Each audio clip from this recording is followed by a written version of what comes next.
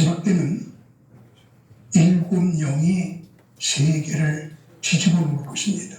지식의 영 공부입니다. 마지막 때만 일곱 영이 활동하게 되는 것을 요한계시록 4장은 우리에게 알려주고 있지요. 그 중에 여섯 번째 영이 지식의 영입니다. 마지막 때는 하나님을 알고 세상을 알고 시세를 아는 지식이 알아야 돼요.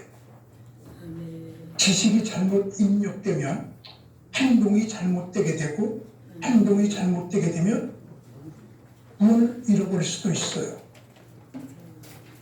똑바른 지식으로 똑바로 예수님을 믿어야 되거든요. 우리에게 전도 동료가 있었습니다. 한 사람이 한 명씩 데리고 가서 말씀 듣기, 그리고 강사님은 전도에 대한 설교. 그때 여자 집사님 한 분이 슈골의 할머니를 전도하겠다고 데리고 왔어요. 술 취해서 왔어요. 근데 끝나게 첫 시간에 은혜를 받네요. 전도 끝났습니다. 감사를 하고 앉아있는데 그 할머니가 맥주 한 박스 사왔어요. 감사님, 은혜 많이 받았어요. 같이 술 한잔하면서 얘기 나눠요. 그래서 내가 꼴꼴 웃으면서 우리 목사들은 술 안 마셔요. 그랬더니 아유 몰랐지요. 그럼 내가 마시지요. 그리고 셋이 앉은 자리에서 꼬짝꼬짝 맥주를 한참 마셨어요. 그래서 그에게 기독교의 깊은 진리를 술 그분이 마실 때 이야기를 해준 적이 있습니다. 지식이 똑바라야 돼요. 저는 월남전쟁에서 참전하여 전쟁 경험이 있습니다. 월남전쟁은 장글전쟁이에요. 장글에 들어가서 서로 싸우다 보면 나중에는 전열이 흩어지고 누가 어디에 있는지 잘 모릅니다. 그때 전열을 정리하기 위해서 소대장이 외치는 암호가 있어요. 예를 들어서 9,300 그러면은 왼쪽 9시 방향에 300m 가서 다시 만나자, 그런 신호예요. 3,500 그러면 오른쪽 3시 방향으로 500m 가서 만나자는 얘기예요. 그래서 방향과 거리가 합해진 암호가 바로 이런 암호입니다. 근데 전쟁할 때 소대장이 6,300 그러고 외쳤어요. 뒤로 가서 300m에 가서 다 만나자, 그런 신호거든요. 상대방은 한국말 모르기 때문에 들려도 무슨 말인지 몰라요. 그때 모두가 모였습니다. 그런데 2명이 오지 않았습니다. 나중에 전쟁 끝나고 보니까 베트콩들이 2명을 잡아서 성탄절이었는데 그냥 온 사지를 희한해요. 갈기갈기 찢어가지고 나무에다가 크리스마스 추배를 해놨더라고요. 알고 보니까 그 2사람이 훈련 못 받은 사람이에요. 무슨 일이 있어가지고 그때 그 훈련할 때 그 훈련을 못 받으니까 몰랐던 거예요. 참 지식은 생명과 관계가 되는 거거든요. 그냥 큰 상자에 2시체를 한꺼번에 넣습니다. 누구 팔인지 누구 몸은 누구 건지 모르니까요. 그래갖고 가정해갖고 둘로 나눠서 양쪽 가정에 보낸 적이 있습니다. 지식은 생명이에요. 그런데 마지막 때 지식은 영원한 생명이라는 사실을 기억할 때, 마지막 때 지식의 영을 받아 똑바로 알 것은 알고 그리고 대처하는 것이 얼마나 중요한지를 우리에게 가르쳐주고 있습니다. 마지막 때는 지식의 영을 받아가지고 모든 것을 똑바로 분별해서 실수 없이 걸어가야 되는 그런 시대가 됩니다. 우리 지금 마지막 때거든요. 영원부터 영원까지 흐르고 있는 역사 속에서 어느 날 태초에 그리고 시간이 들어와요. 베스트 바라 엘로힘, 베스트 태초에, 그리고 요한계시록 22장에서 종말에, 그리고 시간의 역사는 끝나고 영원 속으로 쑥 들어가게 됩니다. 그래서 역사는 고대, 중세, 현대, 말세, 네 수로 나누게 돼요. 그런데 고대는 782년 샤를 마류가 온 유럽을 통일합니다. 그리고 콘데믹 세상을 만들어요. 법을 바꿉니다. 문화를 바꿉니다. 제도를 바꿉니다. 다 바꾸고 새로운 세상을 만들어요. 거기서 고대 끝, 중세 시작. 그러다가 1796년 제임스 와트가 주전자 뚜껑이 수증기에 펄럭이는 걸 보면서 김에도 힘이 있구나, 이걸 이용하여 전기기관차를 만들죠. 그렇게 기계를 만들고 보니까 너무 좋았어요. 그 다음부터 각 방면에 각종 기계들이 쏟아져 나오기 시작하므로 중세 끝 현대가 시작이 됩니다. 그러다가 지금은 우리를 말세라고 하는데 언제부터가 말세일까요? 지구상에서 제일 중요한 책이 성경책이죠. 다른 책 하나도 없어도 돼요. 성경 하나만 있으면 우리는 구원받아요. 근데 성경에서 가장 중요한 말씀이 예수님 말씀이죠. 예수님께서 이렇게 말씀하셨습니다. 무화과나무의 비유를 배우라. 그 가지가 이어나여지고 잎사귀를 내면 여름이 가까운 줄 아나니 이와 같이 너희도 이 모든 일을 보거든 인자가 가까이 문 앞에 이른 줄 알라. 마태복음 24장 32절에서 33절에 이렇게 기록됐습니다. 예수님이 문 앞에 가까이 오셨어요. 언제? 무화과나무가 가지가 연해지고 잎이 날 때, 그것을 이스라엘에서는 이스라엘의 국립으로 봅니다. 1948년이에요. 그래서 1948년부터 말세가 시작된 것으로 역사학자들은 기록하고 있습니다. 공교롭게도 온 세계를 통일시키기 위해서 통일론자들이 만든 것이 컴퓨터거든요.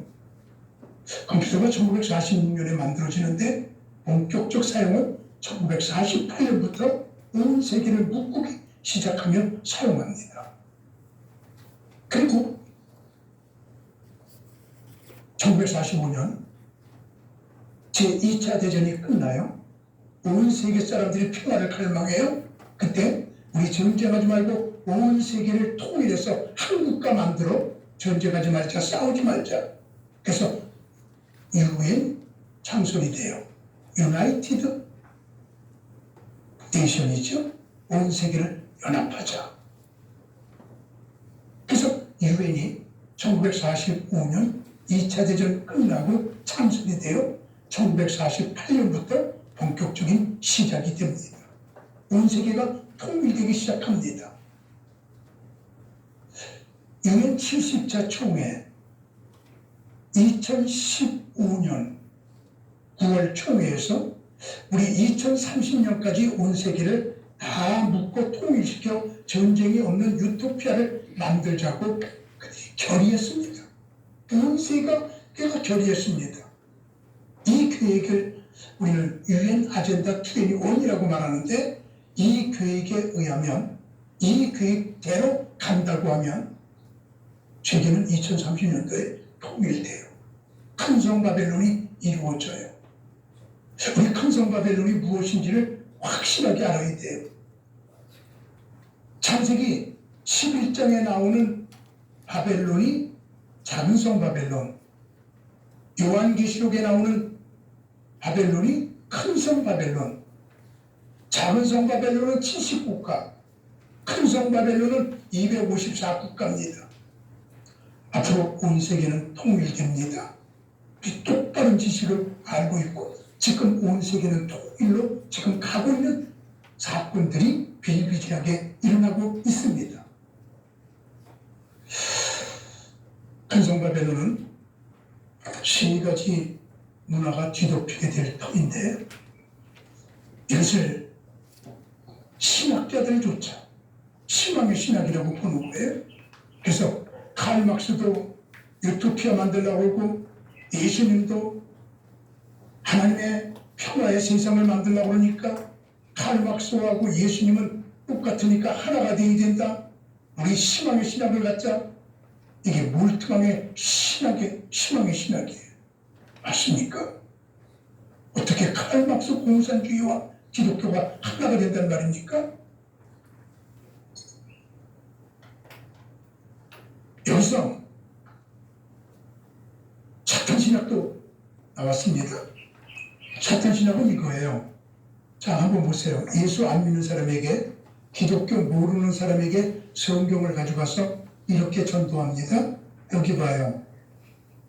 하나님은 선악과 따먹지 말라고 그러네요. 선악과 따먹으면 하나님처럼 되는데 하나님처럼 못되게 하네요. 선악과 따먹으면 눈이 밝아지는데 눈 밝아지지 말라고 그러네요. 하나님은 인간을 짓누르는 못된 존재예요. 하나님은 인간을 해방시키지 못해요. 사탄 보세요.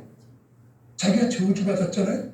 저주받을 걸 알면서도 인간을 해방시키기 위해서 선악과 따먹어. 눈 밝아져.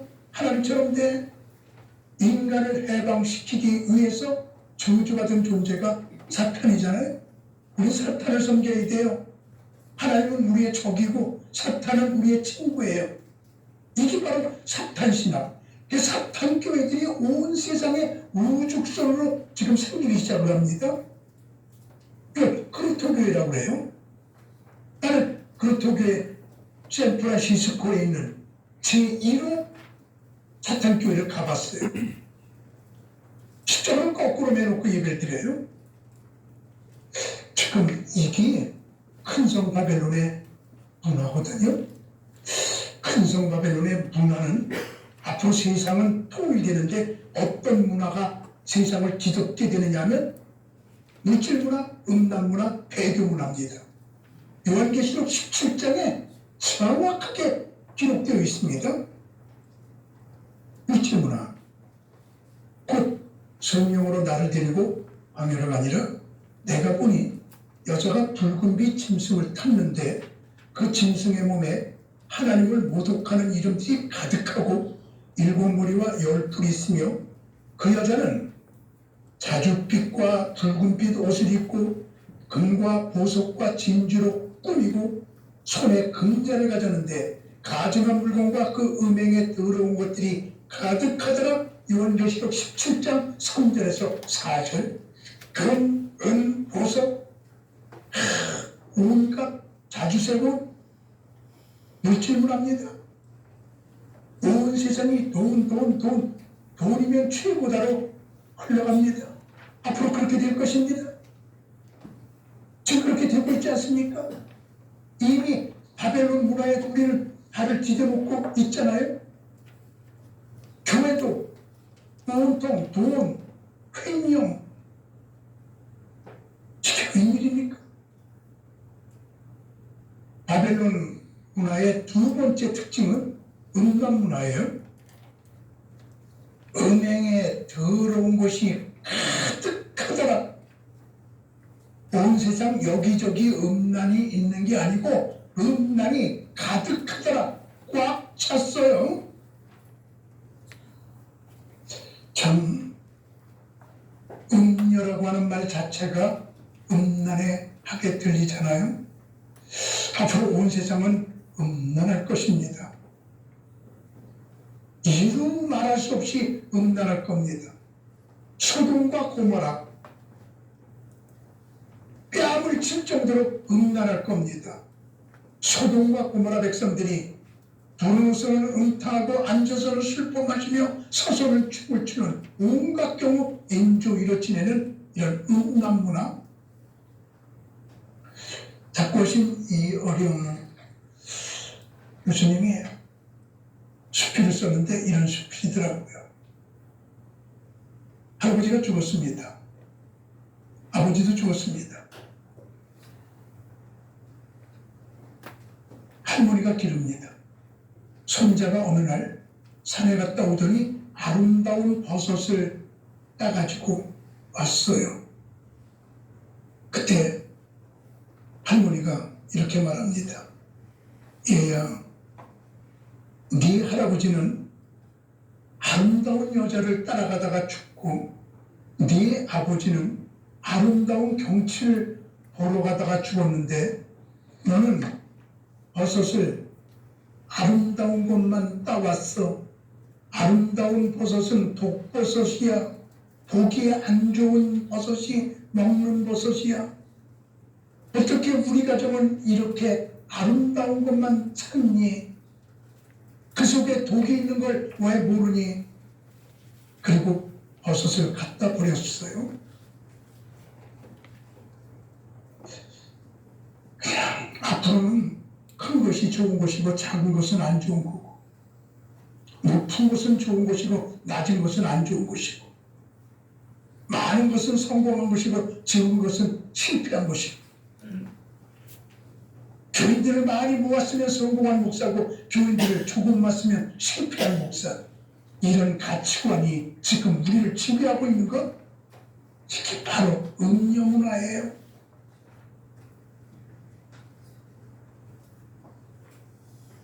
노아의 때와 같이 인자의 임함도 그러하리라.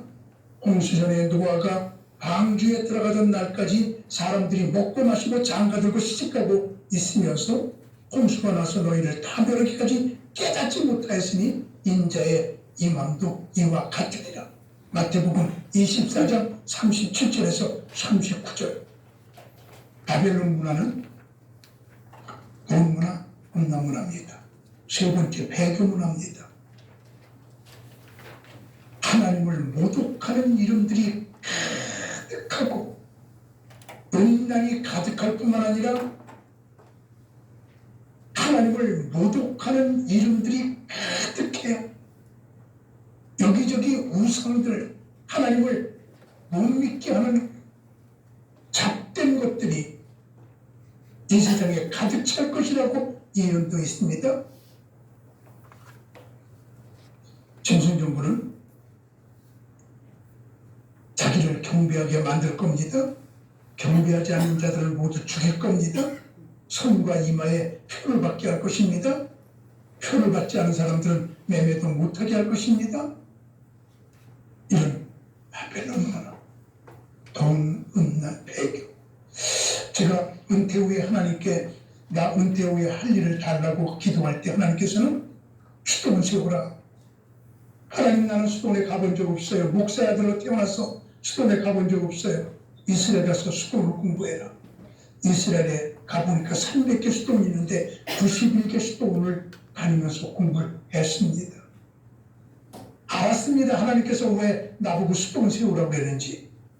수도원은 돈 대신에 청빈, 음란 대신에 거룩, 배교 대신에 오중예수, 이 세 가지 영성이 친하게 흐르는 곳이 수도원이에요. 그 운동할 거예요. 죽을 때까지 그렇게 할 거예요. 바벨론 문화와 싸울 거예요.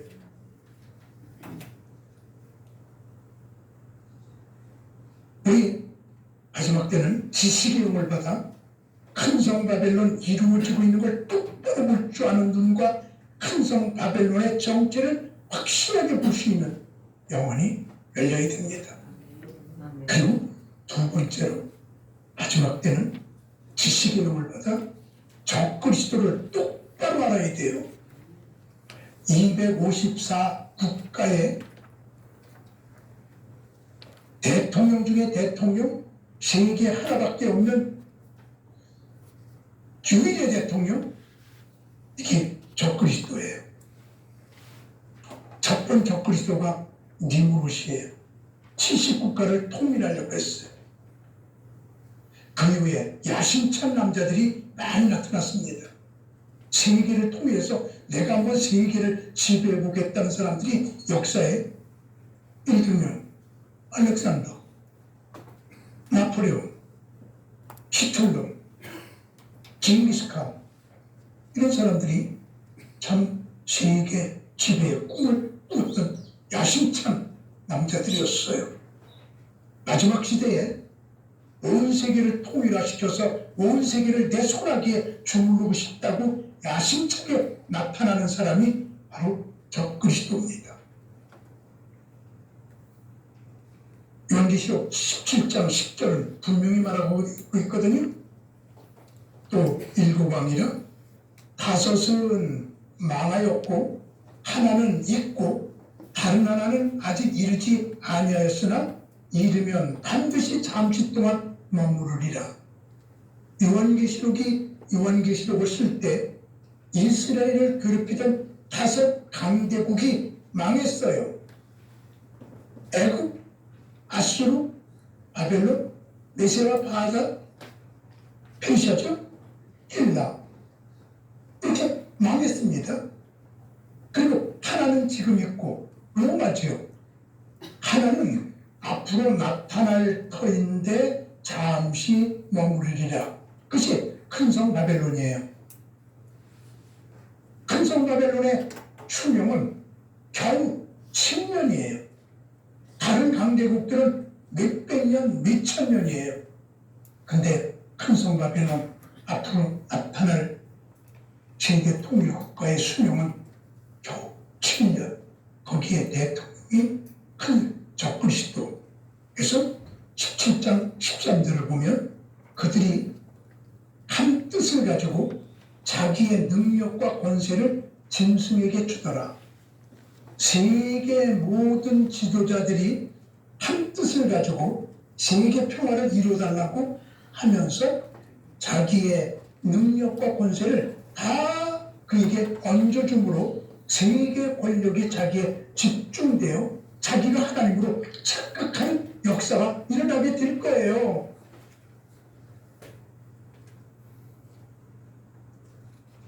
이것이 바로 UN 아젠다 21입니다. 그래서 앞으로 이 적그리스도는 자기가 하나님 위치에 올라가게 될 거예요. 근데 그는 아주 신비한 사람이 됩니다. 그는 죽을 뻔하다가 살아나게 되거든요. 큰 이적을 행하게 되거든요.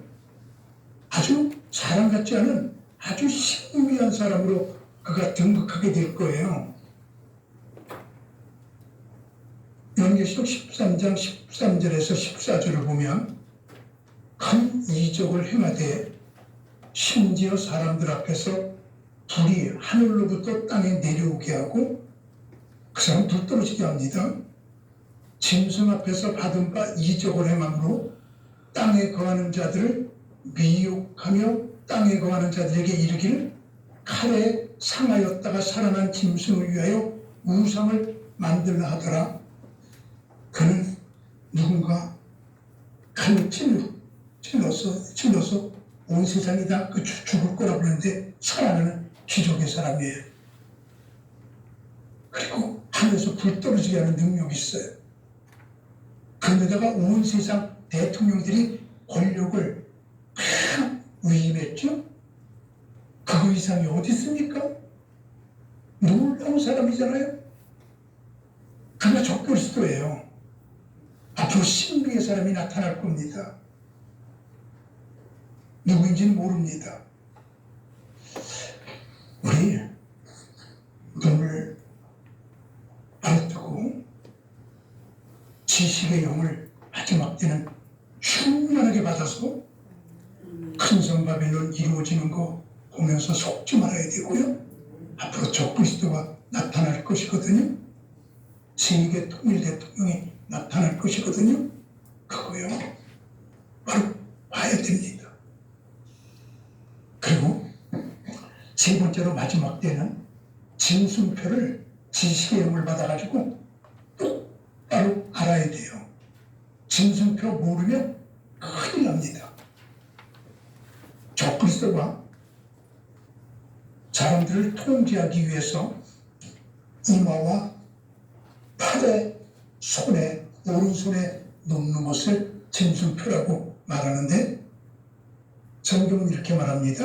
요한계시록 13장 16절 그가 모든 자 곧 작은 자나 큰 자, 부자나 가난한 자, 자유인이나 종들에게 세 가지가 나왔는데 공통점이 뭔가 보세요. 작은 자나 큰 자, 그 다음에 부자나 가난한 자, 그 다음에 자유인이나 종. 세 가지의 공통점은 중간이 없습니다. 마지막 때에는 중산층이 사라집니다. 극단만 남습니다. 큰 것은 아주 크고 작은 것은 아주 작은 중간층이 없는 것이 마지막 때 모습입니다. 그때 오른손에나 이마에 표를 받게 하고 누구든지 이 표를 가진 자 외에는 매매를 못하게 하니 이 표는 곧 짐승의 이름이나 그 이름의 수가 666이라 이렇게 말하고 있거든요. 여기에 모든 자, 그때는 이거 안 받으면 큰일 나게 만들 겁니다. 모든 사람에게 짐승표를 강요할 것입니다. 그리고 오른손에, 그러는데 오른이라고 하는 말은 텍시오스라고 하는 말인데 그거는 능숙하다 그런 뜻이에요. 능숙한 손에.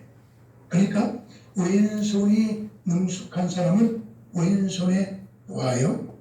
그래서 계시록 14장 9절, 20장 4절은 그냥 손에 짐승표를 놓고 13장에서는 오른손, 20장에서는 손에 편리한 곳에 놓으면 됩니다. 그리고 손은 케일이라고 되어 있는데 우리 어디까지가 손이에요? 이스라엘에서는 어깨부터 손가락 끝까지가 손이에요. 그래서 이 중에 여기다 놔도 되고요. 여기다 놔도 되고 여기다 놔도 됩니다. 편리한 곳에 손에 놓습니다. 이 표는 666입니다. 멸망의 표입니다. 사탄의 상징입니다. 받으면 짐승정부의 국민이 됩니다. 통제표입니다. 꼼짝 못합니다. 하라는 대로 해야 합니다. 받으면 지옥 갑니다. 요한계시록에서는 짐승표 받지 말아라 그러지만 창세기에서는 선악과 따먹지 말아라 그러거든요. 구약의 선악과가 신약의 짐승표예요. 선악과와 짐승표의 공통점 12가지가 있는데 첫째는 하나님이 친히 주신 계명입니다. 하나님께서 직접 선악과 따먹지 마라. 하나님께서 직접 우리에게 짐승표 666 받지 마라. 하나님의 직접 지시예요. 중요하다는 말이죠. 두 번째는 하나님의 자녀에게만 주었습니다. 하나님의 자녀는 선악과 먹지 마라. 하나님의 자녀는 짐승표 받지 마라. 하나님의 자녀가 아닌 사람은 선악과 안 먹어도 돼. 나하고 관계없어. 먹어도 돼. 선악 나하고 관계없는 사람, 세상 사람들은 짐승표 받아도 돼. 그리고 세 번째, 마귀가 유혹합니다. 선악과 따먹으라고 마귀가 유혹했습니다. 짐승표 받으라고 사탄이 극렬하게 유혹할 것입니다. 네 번째, 영생을 파멸시킵니다. 선악과 따먹으면 영생 잃어버려요.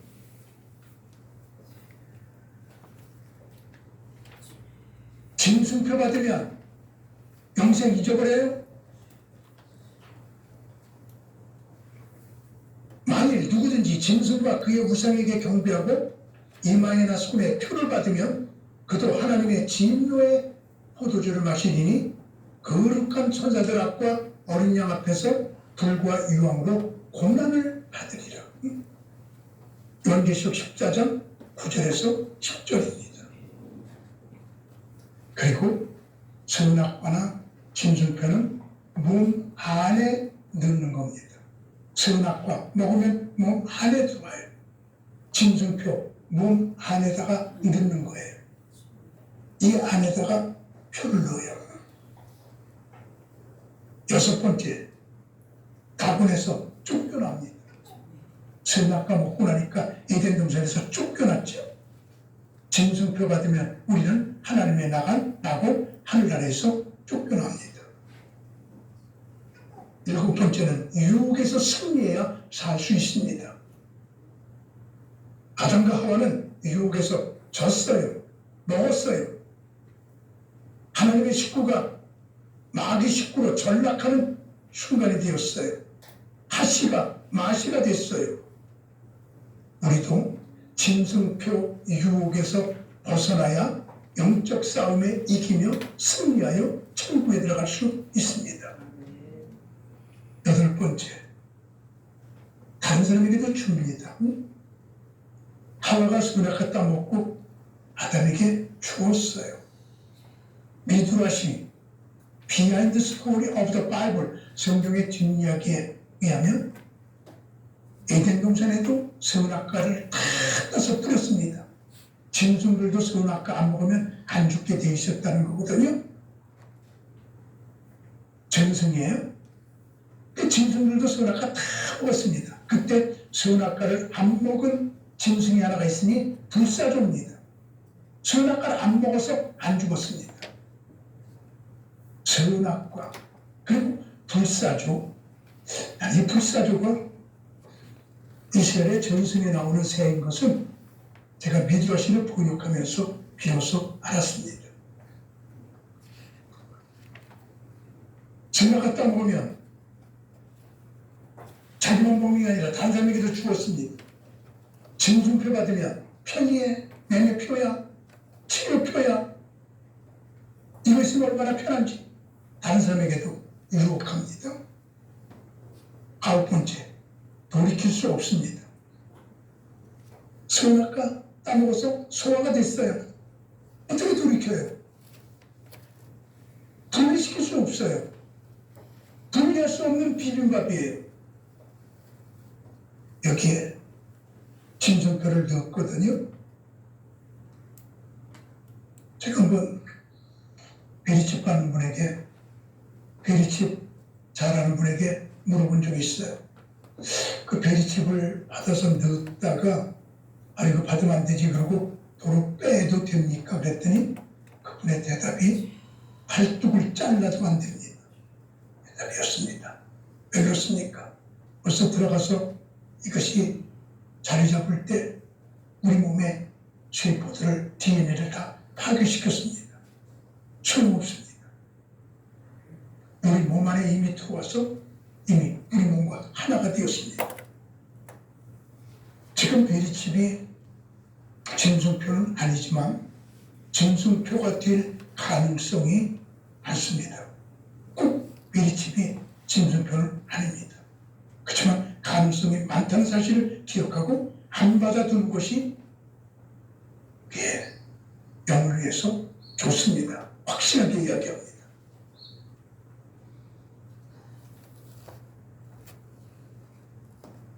되돌이킬 수 없습니다. 10번째, 육체는 잠시 살 수 있습니다. 선악과를 따먹어도 육체 죽지 않았어요. 아담이 930 살았어요. 그러나 영은 죽었잖아요. 살리는 영, 예수 그리스도를 영접하지 않으면 소용없습니다. 살리는 영 예수를 만나야 영이 삽니다. 이미 선악과 먹는 순간 영은 죽었어요. 성경이 그랬잖아요. 네가 선악과를 먹는 날에는 정령 죽으리라. 먹는 날에 정령 죽어요. 그날 죽어요. 그날 죽은 게 몸은 930년 살았다고 했잖아요. 몸은 안 죽었잖아요. 영이 죽었잖아요. 영이 죽는다는 말이었습니다.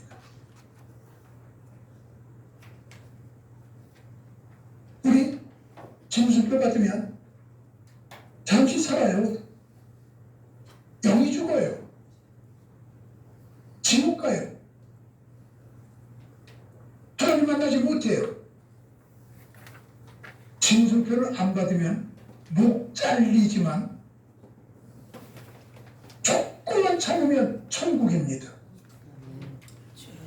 그래서 우리는 마지막 때 지식의 영을 똑바로 받아가지고 짐승표를 받고 조금 더 살다 지옥 갈 거냐, 짐승표를 거절하고 순교하고 영생으로 될 것이냐를 선택해야 되는데 이것을 확실하게 알게 하는 게 지식의 영이란 말입니다.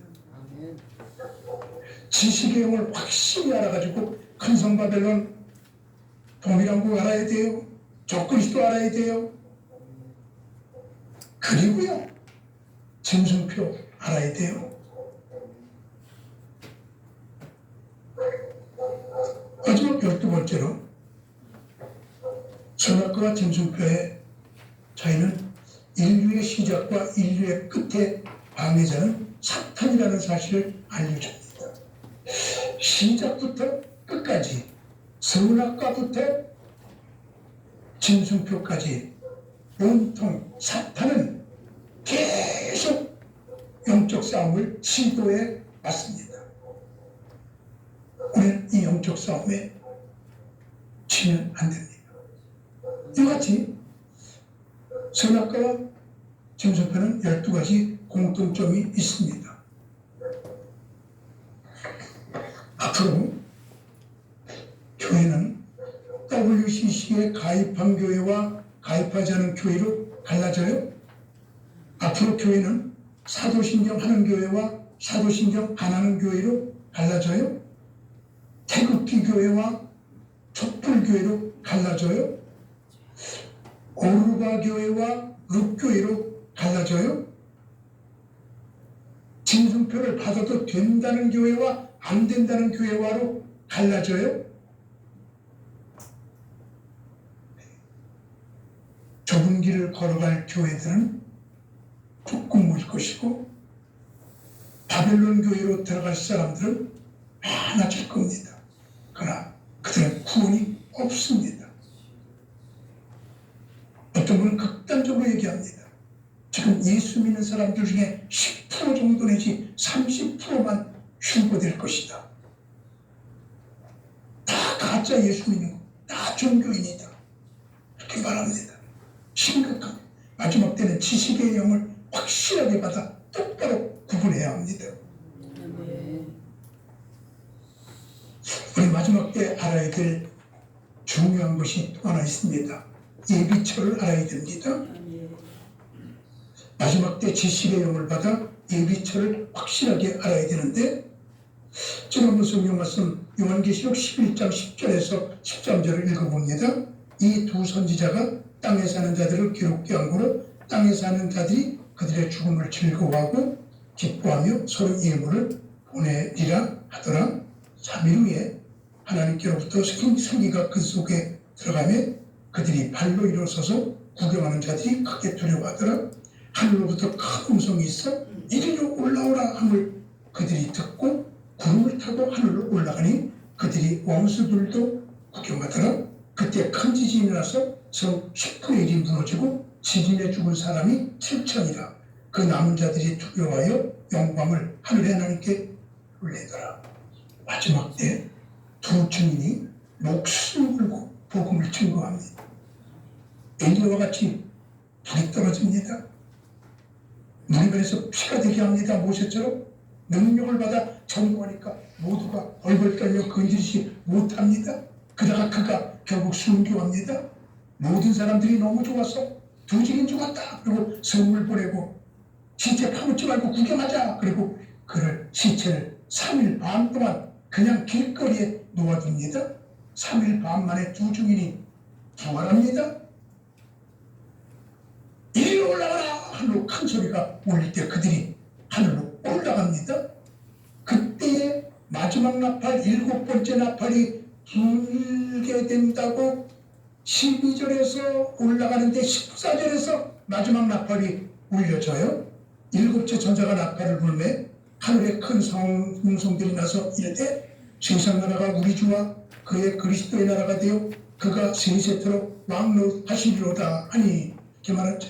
그래서 두 증인이 올라갈 때 마지막 나팔이 불면서 바로 그 마지막 나팔이 뭡니까?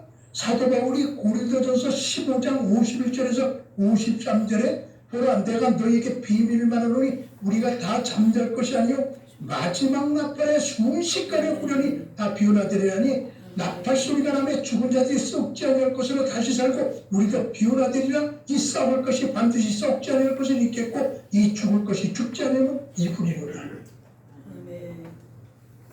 두 증인 올라갈 때 마지막 나팔 일곱째 나팔이 불 때 우리 모두가 다 올라가요. 이것이 바로 전 3년 반 끝날 때 후 3년 반 시작될 때거든요. 그래서 예수님의 공중재림은 중간 휴고설 이것을 주장하는 분들이 많은데 물론 저도 이 중간 휴게소를 참 좋아합니다.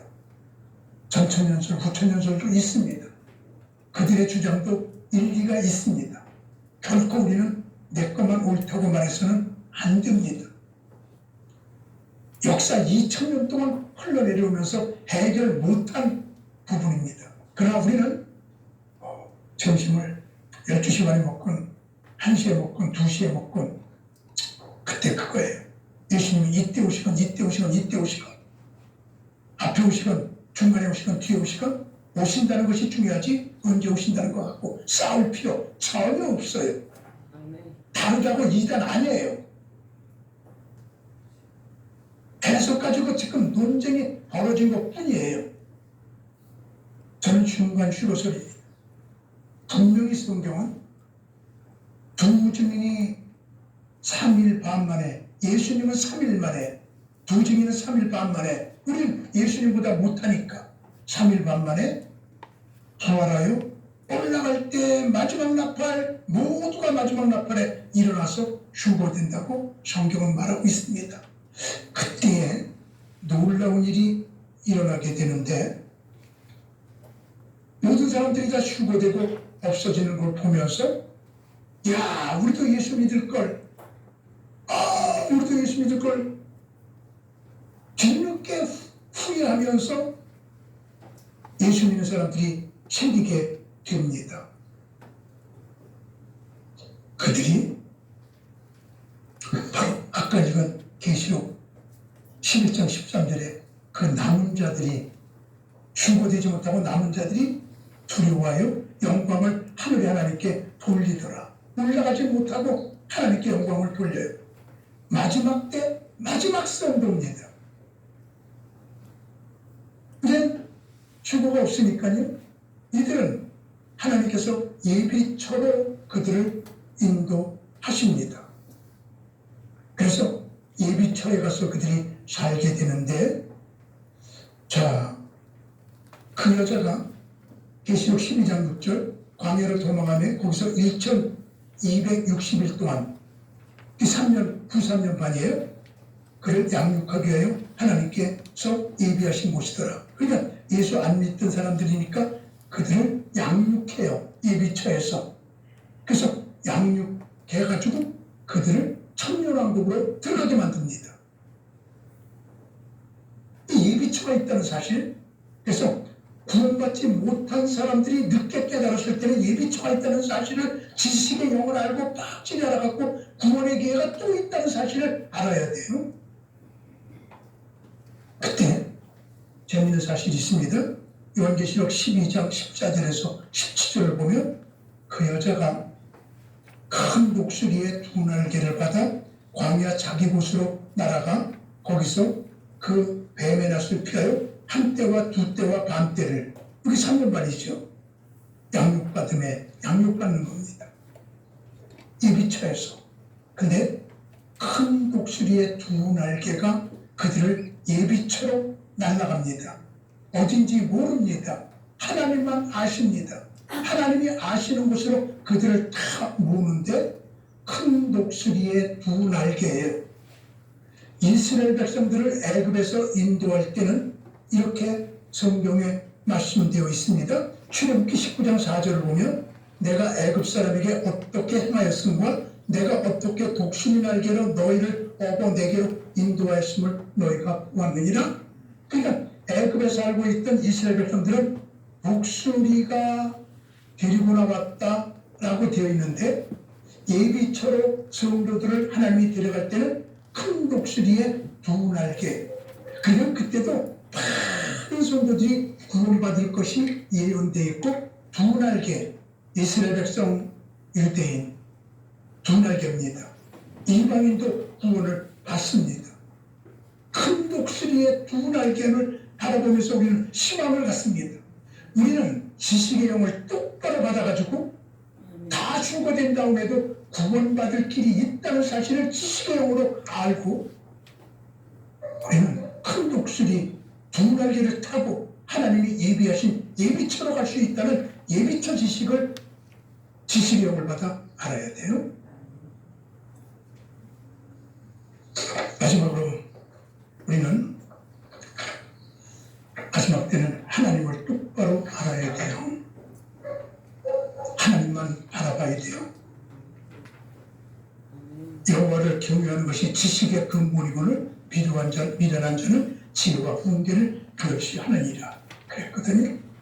마지막 때는 우리 하나님이 어떤 분인지 여호와를 알라, 심써 여호와를 알라, 이렇게 호세아는 가르치고 있잖아요. 하나님, 우리를 사랑하시는 분, 한 명이라도 더 구원시키려고 발버둥 치시고 애쓰시는 분이 하나님이라는 사실을 알아야 됩니다. 그래요. 마지막 때는 7명이 운행하게 되는데 7명이 온 세계를 돌아다니며 우리에게 영을 부어주는데 6번째 영이 지식의 영이에요. 우리 마지막 때는 큰 성 바벨론에 대한 지식, 적그리스도에 대한 지식, 짐승표에 대한 지식, 예비처에 대한 지식, 하나님에 대한 지식 똑바로 지식의 영으로 받아가지고 우리 예수 잘 믿다가 모두가 다 천국 놓치지 말고 구원 받아야 됩니다. 자,